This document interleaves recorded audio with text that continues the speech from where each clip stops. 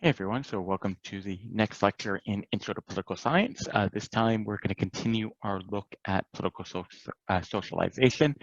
We started defining political socialization last time. We've also looked at some of the individual level sources, kind of the personality sources of ideology or your political views. This time we're bringing in the role of the social environment. So if you remember last time when we talked about where ideology comes from, we said that there's two different sources. So we've got kind of our bottoms-up approach where underlying psychological needs and motives that influence an individual's responsiveness to specific ideological positions. So we talked about things like personality or different cognitive needs. But we also had mentioned that there's certain different top-down approaches or sources. So acquisition of political attitudes through exposure to ideological bundles that are socially constructed by political elites. And so we talked about political elites, could be different politicians, could be the mass media, and we'll talk more about the mass media in the future, but also could be your wider social environment.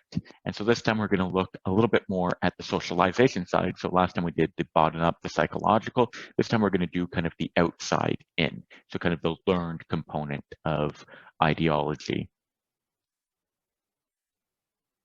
So political socialization describes how we learn our political identities. And so that's in what political groups we belong. So who do you identify with? Who is part of your political us? And who is kind of your political them. So you might have a political identity that you're Canadian, right? And so members, other people who are Canadian are part of that identity group, and people who are not Canadian are not part of that identity group. You'll have multiple different political identities. So some might be related to kind of geography or citizenship. So like Canadian, Quebecois, Montrealer. Some may be more related to kind of political perspectives or political party affiliation. So are you, a liberal? Are you conservative? Do you vote NDP? Or Bloc? Which political party do you associate with? In what political groups we belong? Our political values. So those are our beliefs about appropriate behavior in society and the appropriate goals for society. So we talked a little bit about how kind of ideology is a bundle of some of these different values.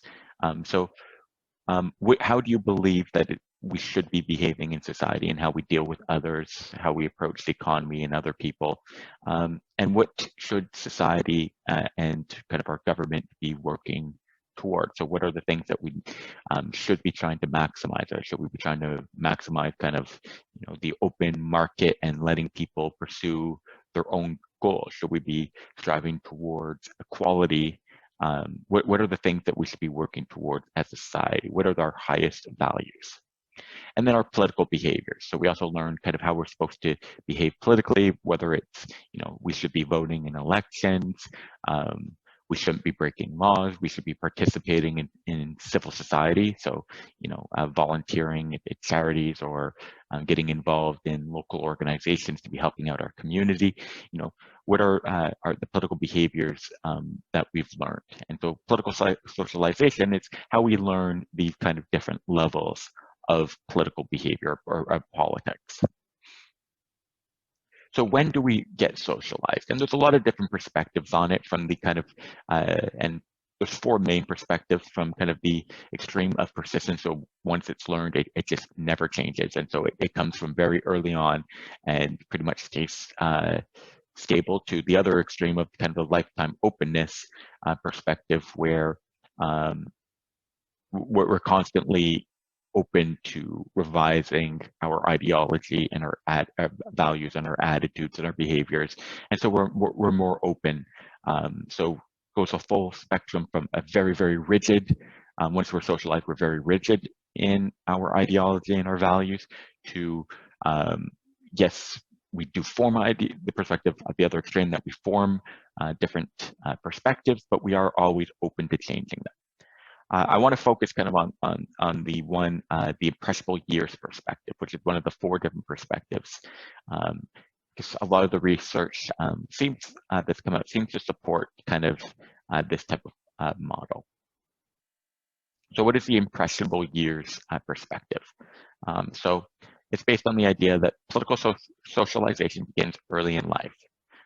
So when we say socialization begins early in life, it's something that's informal. So often when you're being socialized, it's not that like your parents sat you down and said, hey, let's talk politics right now. And here are the political lessons. Here, you should be voting. You should be doing this. This is the political party you should be following. Or even many parents may not even tell their kids what political party they belong to. So it's not necessarily something where like somebody overtly says, hey, let's have a politics conversation right now. It's much more informal. So oftentimes it's things where like you may be learning a value. So for example, if your parents sit you down and say, you should be open to interacting with many different people, right? And you should have an openness to interacting with others. Well, then you may have a value of openness, which will influence kind of your politics. How important is it to interact with others, to be open to others, to trying new experiences? And those things could then, say, push you towards certain different ideological perspectives. Even though when your parents were teaching you that, they may not have been thinking at all about politics. They might have just been thinking about like how you interact with your peers at school or with other people in the community. So oftentimes kind of the lessons that we learn have nothing to do with politics. The lessons that your parents or school teachers you say about competition, whether it may even be related to, say, sports competition or academic competitiveness or stuff like that, right? Those lessons that we internalize on those can then also influence our ideology when it comes to questions about, say, competitiveness in society or openness in society. So the most important years, and we talked a little bit about this in our discussion last time, the most important years for socialization are between 17 and 25 years of age. However, even earlier than that, when studies have been done on children in elementary school, they're able to identify political problems and have consistent political orientation, which is showing that political socialization actually starts as early as elementary school or possibly even before. So from a very young age, children start to be socialized into, these are the relevant political questions of the day and can form fairly consistent political orientation, so political values, almost a consistent kind of ideology. But despite the evidence of as early as elementary school, the most important years consistently have been found to be between 17 and 25 for really crystallizing the political ideals. So once political orientation is crystallized, it's very resistant to change. So what happens in that 17 to 25 year, within that window is very important for political orientations throughout the rest of the life. So political socialization of children, teenagers, and young adults influence how they'll see the world for the rest of their lives. So the lessons you learn within these kind of, for many of you being right now 17 or 18, within the next 7 to 8 years, will be really important for how you're seeing politics even 20, 30, 40, 50 years down the line. Since social, political, cultural, and historical changes have a greater impact on younger citizens, you tend to see more of generational differences. And that makes sense because we have different events that are prominent across different time, right? So for example, we talked a little bit last time in the discussion about how, COVID-19 is a really important event that's occurring in your 17 to 25 window. And so it's likely that COVID-19 was big enough that it's going to have some level of impact across generations. But this is really hitting at an important time in the political socialization for you and your peers. And so it's likely that this is going to have a profound impact on your political beliefs going forward. Now, people who already have crystallized beliefs, yes, it's probably going to have some form of impact, but much less prominent. the events that would have had that were taking place when, say, your parents were 17 to 25 are the ones that are really going to have influenced their political perspectives. So whatever those might be. And so because different events were of importance at different times, then you have different generations that were had their political beliefs crystallized by different events, different debates, and stuff like that. So you'll tend to see kind of, if you look at the ideals, you see kind of generational effects. Many people who are similar ages, not necessarily have the same ideas, but were influenced by similar type events. And so you'll definitely see generational differences across political attitudes. People who are younger than you will probably be socialized by different events when they get into that 17 to 25. So kind of the things that seem most important politically to them may not be things that you really think of as being as important, right? Because they weren't necessarily relevant in your most impressionable years. So for example, the Me Too and Black Lives Matter movement are more likely to influence the political orientation of younger citizens than older ones. So for the current kind of 17 to 25 year, so the Black Lives Matter throughout that range for the whole probably 17 to 25, Me Too a little bit more on the probably 23 to 25 year range, where that was of the highest kind of social prominence. And now COVID-19 for the entire 17 to 25 year range are more likely to influence the political orientations of younger citizens than older ones. That doesn't mean that your parents or your teachers or your peers who are a little bit older or your grandparents aren't influenced by the Me Too movement, by Black Lives Matter movement, by COVID-19. It's not to say that they're not, these aren't important events to them. It's not to say that they're not updating their beliefs or their political orientations or their values by them, but they're probably going to be doing so less so. They may even view them as extremely important, right? But if you still ask them to list kind of the most important issues, it may be more related to the issues that were most important when their political views were crystallized.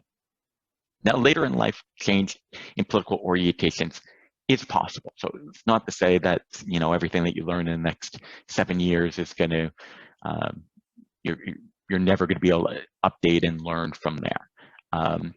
But it tends to be smaller and gradual. So it's very much kind of a baby steps type approach. So learning small lessons, incrementally changing political attitudes, incrementally updating them. So it's not an overnight, oh, this is an important issue, we need to embrace it. It tends to be kind of small steps. Okay, I'll accept this portion today. And then, you know, next time maybe I'll accept the next portion of the change and then the next portion of the change. So much more small and gradual. Larger changes are possible, but they require major transformative events that upset our worldview, right? So once in a while, big enough events happen that just completely transform our views on major political and social structures or events or stuff like that. And so that is the exception to kind of the small and gradual changes to political orientations. There's some transformative events that just make kind of the old ways of looking at the world just seem nonsensical, right? It makes some of the old debates that we had just not fit with kind of current realities. And we'll talk about a couple of those a little bit later. So if we've talked about how political orientations are resistant to change. So how is it that we're able to resist changing them, or how is it that political orientations are maintained, or stability in them are maintained? So first is heuristics and biases. So we talked a little bit about heuristics last time, so kind of cognitive shortcuts. So shortcuts in our brain so that we can come to decisions without really thinking through everything. So we don't have to necessarily deliberate on all political choices. We just use shorthand to make decisions that you know we think will work for us. So for example, last time we talked about, for example, rather than if you want to figure out what your views are on a foreign policy issue and you don't really care to or have time to be informed about this foreign policy issue, say, should we be going to war with another country, rather than becoming informed, taking all the time to learn about all the different actors and all the different issues involved in this conflict, we could just look to a political leader or a media personality who we usually agree with and look at what they're saying on the issue and then go along with their perspective. Is it sure that this is the perspective we would have come to if we had known all the facts? No, but is it going to work often or most of the time? Probably, right? Because we agree with them on many political issues, so we kind of take their deliberation as a shortcut to figure out where we would have arrived. So biases include fundamental attribution error, confirmation bias, and belief perseverance. Fundamental attribution error is how we assign causes to events, right? And there's definitely biases in how we assign causes to events. So for example, if I do something bad and I want to explain why is it that I did something bad, like I failed the test. Well, when I'm looking at my failure, I might say that it's because of some form of circumstance, right? So it wasn't my fault. It's not something that, I'm dumb, so that's why I failed the test. It's something that was an external factor that caused me to not do well. So it was I was sick that day, so that's why I wasn't able to concentrate. There's construction outside when I was trying to study, so I couldn't concentrate. The test was too hard. The teacher was unfair in grading or made mistakes in grading. Stuff like that. So it's not my fault. It's someone else or something else, an external forces. Where if we're trying to explain why someone else did poorly on the test, we tend to look more at personal traits. It's, they're not very smart, they're lazy, they didn't work very hard. So some character trait on the person. And so because of this bias can lead, this is one of the type of things that can help maintain kind of your beliefs, right? So if you see, for example, someone who you don't like, a group that you don't like, and you've learned that you don't like, and you see them do something bad, well, there's multiple reasons why they could have done something bad. It could have been because of an external force. It could have been because of some internal trait. It could have been a combination of both. But you're likely to, because of the fundamental attribution error, you're likely to assign the cause for that bad thing they did to some personal trait of them. And so because you're likely to just assign it to a personal trait, it reinforces your belief that they're bad. Likewise, if you do something bad, you're likely to say, oh, it wasn't my fault, right? So it reinforces the idea that you're good and you don't understand why your opponent is viewing you in a negative light. Confirmation bias involves kind of only seeking out information that supports our ideas. So we never look for information that could disconfirm our ideas. So we never seek contradictory information. So if we believe that, for example, let's take a climate change denier, right? A climate change denier might just look for evidence that supports that climate change doesn't exist. They're not going to look for any evidence that disconfirms their belief. So beyond heuristics and bias, another really important way for stability in our political orientations is what we refer to as selective exposure to political messages. So we select what political messages we tend to get once we have an idea of which messages we like. And so this can take multiple forms. So first being the social groups that we belong to. And people tend to join groups that where the members share similar ideals to them, right? So there's some people who just join groups and, it doesn't really matter what the political ideals are or the values of the other people, and they're just open to hanging out with anyone. But most people feel more comfortable in groups when the other members of the group are fairly like-minded to them on not just political, because remember, political ideals are also related to other values. And so who share similar values and orientations on life, share kind of similar beliefs about how we should behave in society and stuff like that. So people tend to select into groups that already believe similar things to them. And so they're not exposed to any contradictory views, because all the people in the group already believe the same things. They're already sharing kind of confirmation of these ways, the ways that we're already acting are good, and they're not seeing any outside messaging. They're not seeing any contradictory information. They're not seeing any kind of arguments against their current worldview. We also select news sources that further our beliefs. And this is something that's really risen to prominence in the last couple of decades.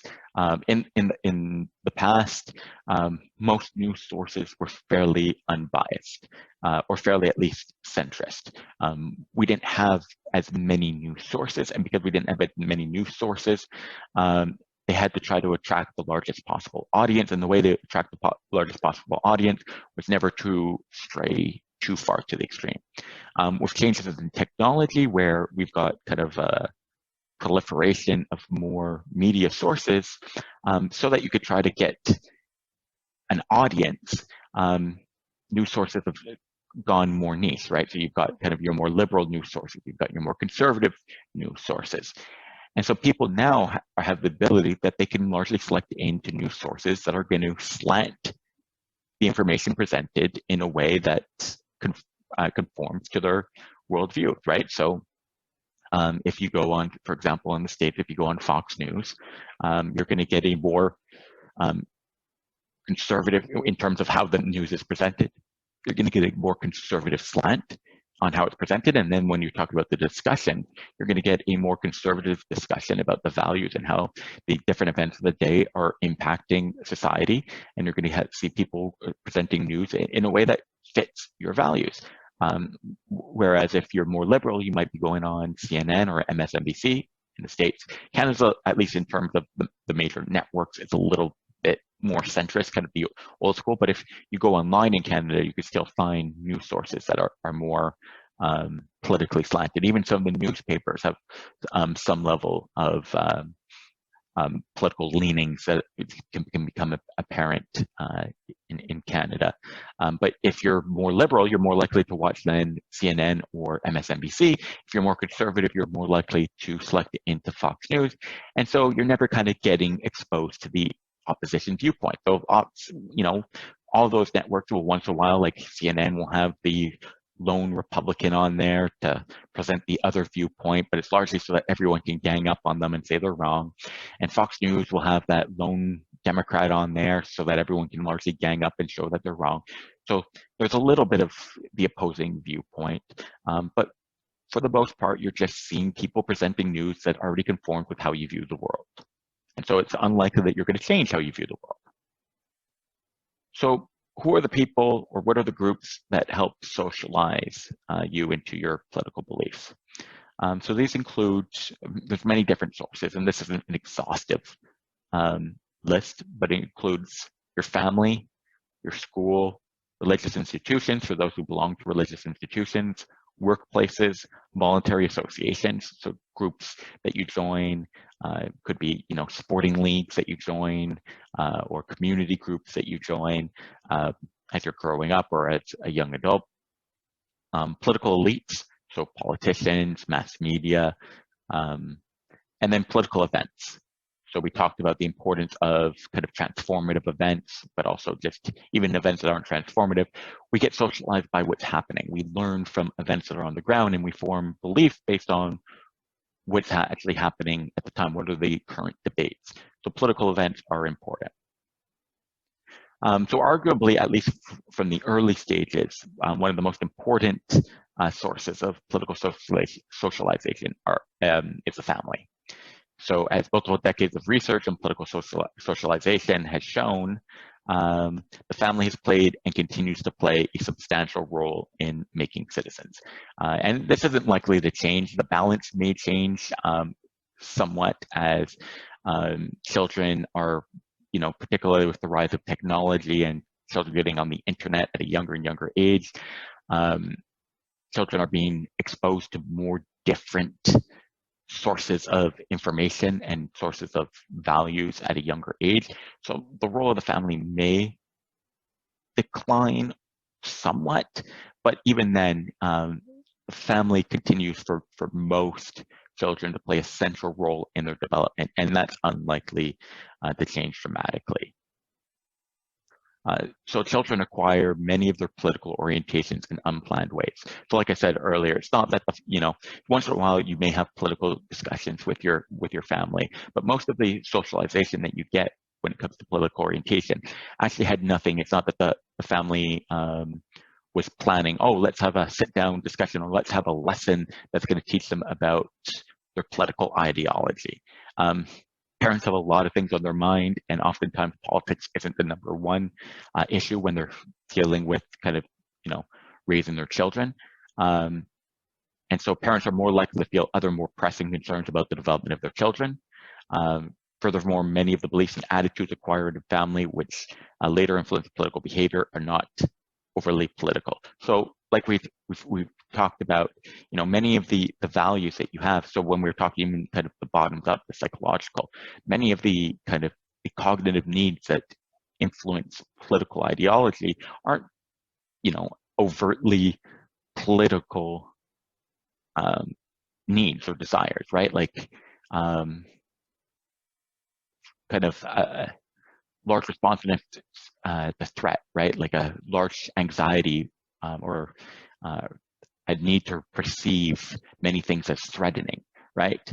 Or a innate dislike of uncertainty. Those aren't overtly political. Those influence how you react to all kinds of different situations in your life, but they also influence politics. Similarly, many of the lessons and the values that your family can instill in you or try to teach you when it may come with a sharing in school, or come to how you interact with your peers, how hard you work, how you study, stuff like that, honesty, and stuff like that. And so all of these different lessons that families are teaching their children, they're not necessarily teaching them for overtly political reasons, but these different lessons, these different values also relate to politics, how we should be interacting in society. And so many of the lessons that are imparted to children from their family, when the children then start making their own political opinions, will be influenced by those values.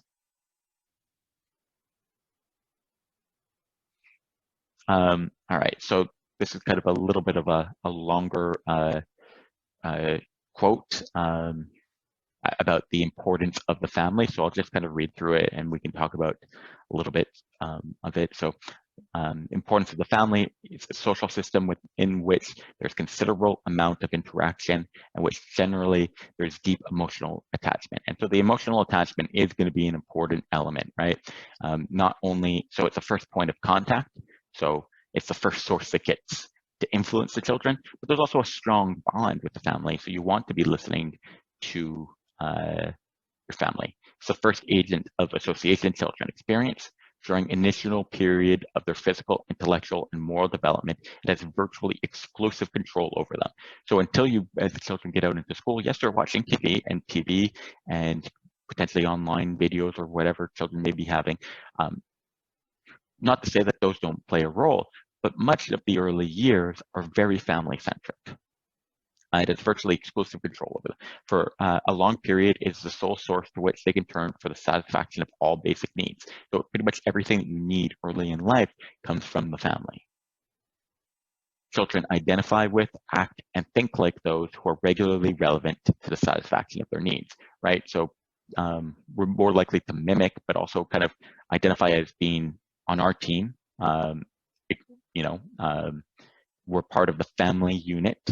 And therefore, because you identify with, act, and think like those who are part of that unit.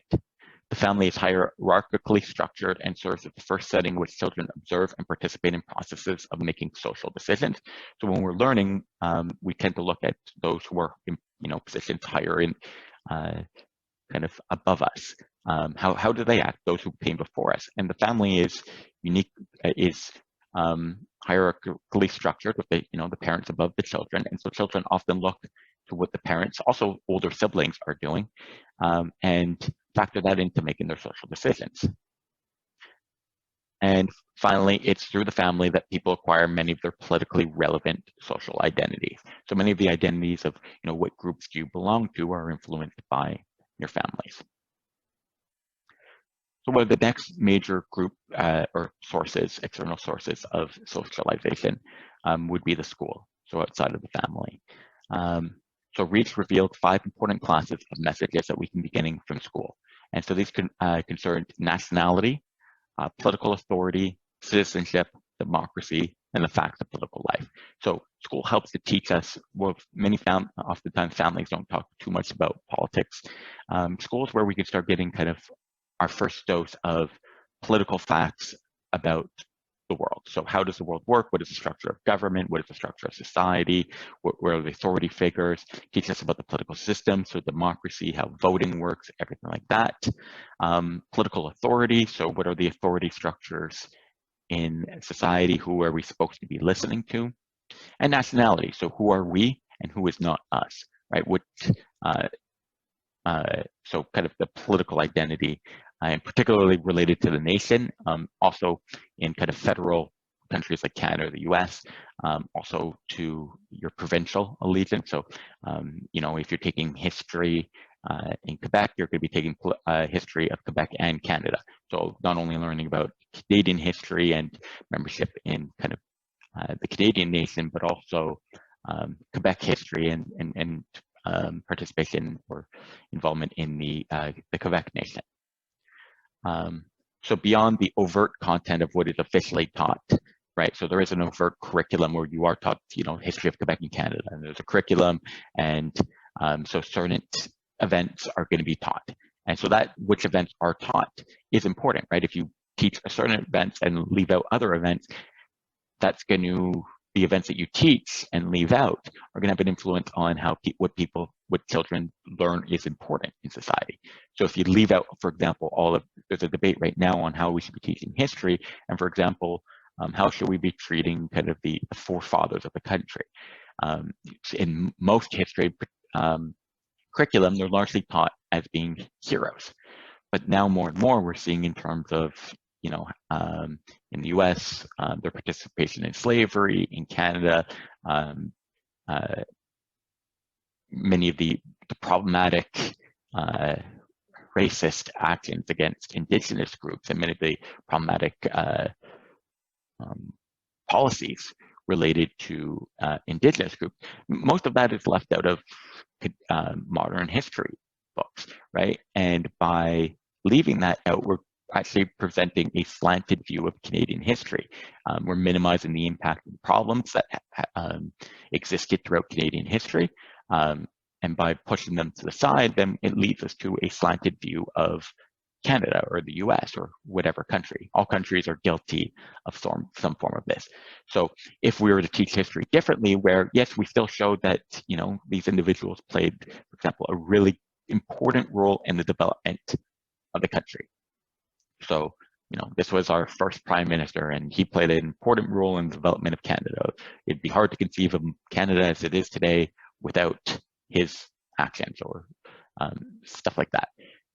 You could still teach that, right? But if you also include some of the negative policies and some of the negative actions taken by these individuals, right, you're presenting a more accurate view. And so the way that students are going to learn about political life and about their country and about and the ideology and political orientations that are going to develop are going to be different depending on which of these facts are presented. So teaching practices and the presentation of implicit role models are also part of the process of political learning. So outside of even the official curriculum, different teachers are going to teach in different ways. And some of them are going to hold up different role models, for example, for the students to follow, right? And depending on who the different role models are, students are going to learn different political messaging. How is it that the teacher acts, right? So not just teachers do more than just teach an official curriculum. They also have certain behaviors with their students. And so how do they behave? And students are going to learn something from that behavior as well, because teachers do hold a certain authority position, but also a certain mentorship position. Beyond just kind of the teaching side of school, there's also the social aspect. So peer groups within school are an important source of direct and indirect political discussion. So probably in elementary and high school, you didn't have that many overtly political discussions, but you probably had a lot of discussions about a lot of different issues with your peer groups. And these different discussions about, what's good in society, what should we be doing, stuff like that, can have influences on how you view the world. So that is definitely important. Peer groups form, who you hang out with in school will have an influence on how you're behaving subsequently. Religion is a more complicated one. Because most people have some form of family life and some form of school life when growing up. Participation in organized religion is more variable, and the centrality of religion is more variable. So, obviously, if you're not participating in organized religion, then religion and religious teachings are going to have less of a impact on your political socialization. Whereas if religion plays a central role in your upbringing, say regularly attending religious services, participating in religious activities, or with like groups or activities organized by religious institutions, stuff like that, then religion can play a larger role. And so the impact of religion is going to depend partially cross time on a few different things. So first is the importance and centrality of religion. And that does vary across time. There are certain times where religiosity is quite high. Generally speaking, within many regions of the world, but particularly, certainly within North America, we've seen decreases in religiosity in many groups. So in that sense, we would expect religion to play less of a role. But it also depends, the importance of religion on political socialization also depends on the debates that are happening at that time. So are the debates related to issues that different religions view as important? So for example, research has shown that starting in the 1980s, there was an uptick in the prominence of religion in political socialization because of the rise of a number of social issues, including prayer in public schools, contraception, abortion, gay rights, stem cell research, and a variety of welfare state policies that religious groups felt were important. And so you saw the increasing involvement of different religious, particularly conservative Christian groups, but also other religious groups in politics because these issues were being debated and these groups had a clear view on these political issues. At other times, religious groups may get less involved if the major issues of the day are less religiously sensitive. So we're also socialized by our workplace and our voluntary associations. So there's a few different ways that this can happen. So you have kind of the formal way in which every worker is affected in one way or another by politics. There are certain occupations where that are particularly affected by political affairs. So for example, if trade policy is really important, those occupations or those industries that are particularly affected by trade policy are more likely to take an interest in political issues. If you believe that the well-being of your job, the ability of you to keep your job and to succeed in your job is influenced by political events, then you're more likely to become involved in politics and so participate in the political process. If you don't see an impact of politics or an important impact of politics on your job, then you're much less likely to become involved in routine politics. Also, despite the weak nature of work-based social ties, so you do have social ties to your colleagues in the workplace, depending on the job. Sometimes they can be quite strong and you spend a lot of time with your workplace colleagues. Sometimes they can be very weak and you don't really socialize outside of work. Evidence indicates that workplace-based exposure to differing politics increases people's knowledge of rationales for different political perspectives. So if your workplace is very homogenous in terms of the political orientations, then you'll be socialized differently than if you work in a diverse workplace with a lot of different political orientations, because there you'll be exposed to a lot of different perspectives. You'll understand why it is that people hold different perspectives, and it'll tend to increase your political tolerance because you understand that the different views that people hold, even if you don't particularly necessarily like some of the views, you understand why they hold it. What are the roots of these beliefs, and you understand that even if they're not necessarily the views that you'd hold, you understand where they're coming from. You're more likely to be tolerant of those views, where if you're never exposed to them, then you can think just negative thoughts about them and not understand where they're coming from and be quite intolerant towards them. So even workplace associations can help with increasing political tolerance. So now let's turn to political events, and in particular focus on transformative events. So some events have such a profound impact on our lives that they shock our entire political structure, or entire attitude structure, but also political structure sometimes could be changing profoundly laws and stuff like that. So while the topics of debate and positions in debates are generally quite stable, transformative events can upset both the agenda and attitudes. So oftentimes in normal politics, we're talking about often for decades or at least years and years to come, we're talking about largely the same issues, and people will have relatively stable positions. So, you know, if you want to know,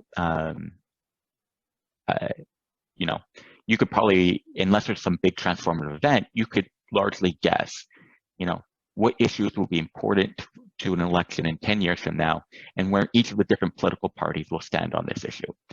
And things may change. Maybe we're going to solve some big issue, or maybe something transformative will happen. But odds are on a lot of them, you could be largely right. You know, issues related to healthcare, and you're going to probably have a pretty good idea of where the different political parties are going to stand on healthcare. Issues on different economic issues, and where the different political parties are going to be standing on these economic issues. And those are quite stable. Transformative events change both what debates we're having, right? So debates that we used to be having may no longer seem relevant, and new debates may emerge into the landscape. But also, because of how important these events are, it can also shock the positions, right? So you could see one group that used to be really in favor of a certain side in a debate may change their perspective because of how shocking this event was. So it could change both what we're talking about and how we're talking about them, and who's holding what position. And so a couple of examples of potentially transformative events include things like 9/11, for a real transformative event that shocked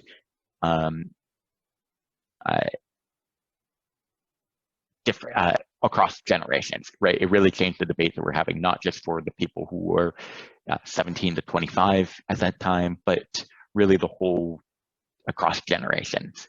Then also you had Vietnam War, which is a really transformative event, but more for a limited segment of the population. Not everyone was as impacted by the Vietnam War. And there's one really interesting study by Erickson and Stoker in 2011 on the importance of the Vietnam War on lasting political beliefs. So something that happened to a certain segment of the population changed their view, so socialized them in a different way, and it had a lasting impact. So in this study, they look at people who were draft eligible. I believe it was in 1965. And so before, so the way it worked was the U.S. was having, for the Vietnam War, needed to draft soldiers to get enough. There weren't enough volunteers. And so each year they had a lottery. And so all the draft eligible people would get a certain number. And so, for example, if they needed only to draft 5,000 people that year, people who in the lottery got numbers 1 through 5,000 would be drafted into the military. All the others would be safe that year. And so what they did is they looked at 4 people who were drafted or participated in the lottery. They looked at their political ideals. Did they identify with Republican, Democrat? What were their views on war? Everything like that. And then they looked at, after the draft lottery, were there any changes in political beliefs? And they found kind of 3 different groups. So those who had a really high number, so say 100,000. Sorry, Zoom cut out, so sorry that there's going to be a little bit of a gap or jump there in the video. So yeah, just returning, continuing in, well, for you, which just 1 second ago. So for those of we had 3 different groups. So those who had particularly high numbers, well, they knew that based on previous years, they were very unlikely to be drafted, almost no chance that they'd be drafted. And so for them, they felt relatively safe, and there would be no change really in their political attitude because this wasn't that important of an event. Life was going to continue as before. Those who had particularly low numbers, they knew that they were going to be drafted. In fact, many of them just straight up volunteered for the military, because if you volunteered, you had a little bit more choice as to kind of what branch of the military you could serve in, what role you'd have. And so if you knew you were going to get drafted, you might as well just volunteer so that you at least had a little bit of choice. The third group were those who were kind of in the middle. It depended, in some years they would end up being drafted, in other years they'd end up not being drafted. And so they were uncertain. It was going to depend on a lot of things on the ground. And what we found was kind of those who had kind of those more middle ground ones, who had more of the uncertainty. There was a change in political ideals towards being more anti-war, more liberal, and more Democrat. And so this was included those who were already liberal, anti-war, Democrat, but also those who previously had shown that they were more conservative, more pro-war, more Republican. And what was particularly neat about this study is that they continued following the same people for, I believe it's about 30 years. And so they're able to see across the years, was this just a temporary change in political beliefs because of this shocking event for this group? Or was this a prolonged transformation? And what they did find is while there was some decline in the strength of the change over time, it still was a lasting change and was more important. So kind of the change in holding that draft position was more important in predicting political beliefs even 30 years later than what their previous political beliefs had been, and things like participation in the war. Had a stronger impact on political beliefs 30 years later than those other normally important sources of political ideology. So this was for those people within that group, was a transformative event that fundamentally shaped their political ideals for decades to come. The other one that we'll talk about now more in depth was on September 11th as a transformative event, and was more transformative for a wider range of the population. And so here's an image of 9/11. And at the time of September 11th, we're facing a lot of different questions, right? On the morning of September 11th, for most people who woke up to these events and kind of transformed a fairly regular day, we're facing many different questions. I remember one of the main questions that my social group was asking the first thing when, so very quickly after the plane crashes, there was evidence that it was coming from Al-Qaeda and out of Afghanistan. And one of the first questions that many of us had, and I was in SAGE at the time, was, where is Afghanistan? Is it,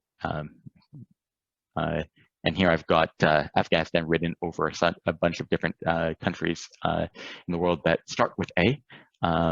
and which one of these?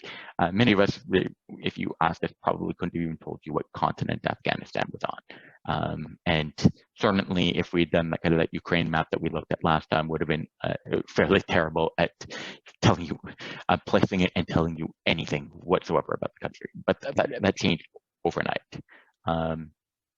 Other questions: who is Osama bin Laden, and why are we being attacked? Because in Canada at the time, there was very much the perception, this wasn't just an attack on Canada or the U.S. This was, attack wider.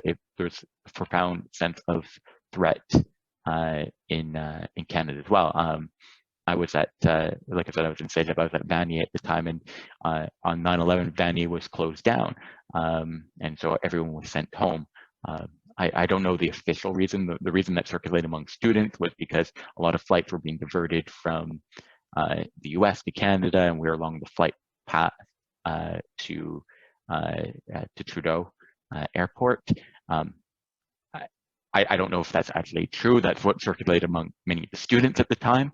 I never asked any administrators. I don't know if it was just the shock of the event, the unknown of the event. And so we went to a friend's house and just watched him flip the news channel to just try to learn everything that we could. And so Canada was very much involved in that in that day, with so many flights being diverted to Canada. The unknown, you didn't know whether, many US cities were worried that there was going to be follow-up attacks there. There was a worry in Canada that, Canadian cities could be a target. There was a worry that with flights being diverted to Canada, that if a terrorist had been planning to do something on that flight in the US, whether they would just have to accept doing it in Canada, because that's where the plane was going.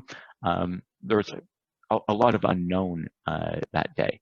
And it had a transformative event, not just on US politics, which is something that you'll hear often more about, but fundamental changes in Canadian politics as well. So before 9/11, Canada had no anti-terrorism laws. But after 9/11, a number of laws were introduced that has significant impact on our rights and lives. For example, arrest without warrants and increased airport security. Right, so there was no provisions really before 9/11 for arrest without warrants. But with anti-terrorism laws coming in, there were special laws brought in related to arrests related to terrorism. We discussed, I believe, in the last lecture, flying out of a Canadian airport has fundamentally changed from pre-9/11 to post-9/11. We didn't only see multiple changes in laws, we saw changes in values. So many of the anti-terrorism laws had significant effects on our privacy rights. So there's always going to be a debate between privacy and security, because many provisions for enhancing security have a negative impact on privacy. Any provisions to fundamentally increase privacy could have negative impacts on security. So there is an inherent tension oftentimes between these two different goals. So in that debate between privacy and security, there was a fundamental change. And like we talked about transformative events, you see changes in the debates, but also changes in positions within the debates. And so a fundamental shift towards providing security. And so you may still have a liberal versus conservative divide here, but everyone has shifted, at least in the immediate aftermath to September 11th, everyone had shifted more towards the security side. We see change in political tolerance. So terrorism and the 9/11 attacks led to a decrease in political tolerance. So from an Ipsos Reid poll in 2011, 74% of Canadians agreed that our society has become less tolerant of others since 9/11 terrorist attacks. 60% believe that Muslims in Canada are discriminated against more than in the past.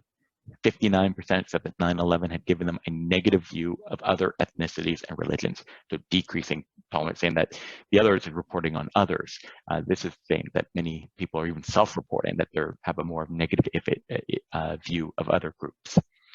31% of Albertans and 21% of Quebecers, so these would have been the highest scoring groups on this, believe that Muslims should be treated differently.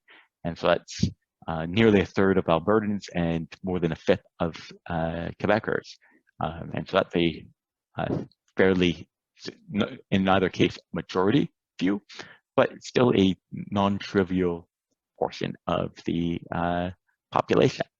And so these are changes in values that we saw from this event. We probably wouldn't, with no 9/11, we wouldn't have seen these changes in all likelihood, unless something similar had happened afterwards. So it's not just transformative events that are particularly important. We see high stakes elections during socialization can also be really transformative. So certain elections are viewed as being particularly important. So in the US, for example, 2008 election, electing the first Black president was viewed as, for many people, an exciting time for political reasons. George W. Bush, while much more popular now, was quite unpopular at the time. You had an economic crisis emerging, and then you had the rallying cry, particularly for younger voters, the excitement of, taking a huge step forward in terms of diversity, in terms of equality, in terms and representativeness. So that was viewed as a real high stakes election. So an election like that can have a transformative effect on particularly younger voters. And there's a huge engagement for, or larger than normal engagement for younger voters during that time, and it has a lasting impact. There's also been some blowback afterwards where there's that huge excitement, and then if the Obama presidency didn't live up to their high hopes, then there's also some socialization. So you can be positive in terms of the excitement, but also if it doesn't live up to your expectations, it could also be socialization to politics doesn't do anything, a disenchantment with politics. Even when we get our guy, we don't see the changes that we were hoping for. So why bother participate? So you can also have those negative consequences. Important political and cultural debates during socialization. So the Me Too movement, Black Lives Matter movement, all of these different ones, all of these different political events, these debates that are happening, these can have important impacts on socialization. So these aren't necessarily like what your peer group is saying. These are just your observation of the events on the ground and what is being debated, what's being talked about, what is happening. And then just quickly, last time we ended briefly on polarization and civility, and just kind of wanted to, now that you're thinking more about where these different, where are your different political ideals coming from, continue thinking about polarization and civility. So in recent years, we've seen increasing levels of political polarization and toxicity of political discourse. And so keep thinking about, does this toxicity help achieve political goals, right? So does viewing the other side, having low tolerance for the other side, not engaging much with the other side, holding very extreme views of the other side, does that help achieve political goals? And based on the top-down and bottom-up source of political ideology, are personal attacks productive? Are they going to help achieve our goals? And then if you do come to the conclusion that polarization is negative and we need more kind of a civil discourse, given the how crystallized much of political opinion can be, how can we change the views, the crystallized views of people and get them moving more back towards civility, but also how can we socialize younger generations, so those who are in your generation, but also those who are younger than you, how can we socialize them into a different path? So that's the other thing that I'd like you to think about. So I hope you enjoyed this lecture, and I'll talk to you soon.